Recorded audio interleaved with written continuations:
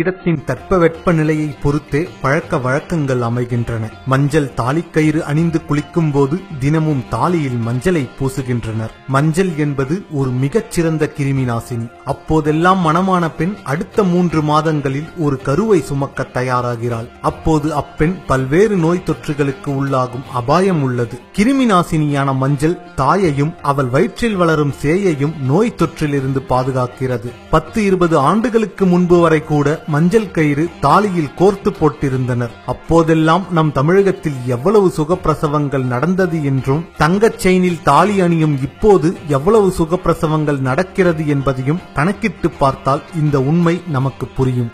அதுபோல 10 ஆண்டுகளுக்கு முன்பு வரை எத்தனை பெண்களுக்கு மார்பக புற்றுநோய் இருந்தது என்றும் இப்போது எத்தனை பெண்களுக்கு இருக்கிறது என்றும் கணக்கிட்டு பார்த்தால் நமக்கு நன்கு புரியும். இப்போதும் கூட கிராமங்களில் கர்ப்பம் தரித்த பெண்கள் வெளியூர்களுக்கு செல்லும் போது தலையில் வேப்பிலை இலையை சொருகி வைப்பார்கள். வேப்பிலை இலை ஒரு சிறந்த கிருமிநாசினி. கர்ப்பிணிகளின் தலையில் இருக்கும் வேப்பிலையானது அவர்கள் செல்லும் வழியில் சுவாசிக்கும் காற்றில் இருக்கும் கிருமி தொற்றிலிருந்து அவர்களை காக்கிறது. மேலை நாட்டினர் அவற்றின் மகிமையை புரிந்து கொண்டு மஞ்சளுக்கும் வேப்பிலைக்கும் உரிமை கொண்டாடுகின்றனர். பகுத்தறிவு என்று நாம் நமது முன்னோர்களின் சம்பிரதாயங்களில் இருக்கும் விஞ்ஞான அறிவை புரிந்து கொள்ளாமல் கேலி செய்து கேவலப்படுத்துகிறோம். நம் முன்னோர்கள் ஒன்றும் முட்டாள்கள் இல்லை. இப்போது நாம் பேசும் பகுத்தறிவு அவர்களின் கால் தூசுக்கு ஈடாகாது. நம் முன்னோர்களின் பழக்க வழக்கங்களை நம்மால் நடைமுறைப்படுத்த முடியாவிடினும் அவற்றை கேலி செய்யாமல் இருந்தாலே போதும். இதுபோல மேலும் பல தமிழர்கள் சார்ந்த விடயங்களை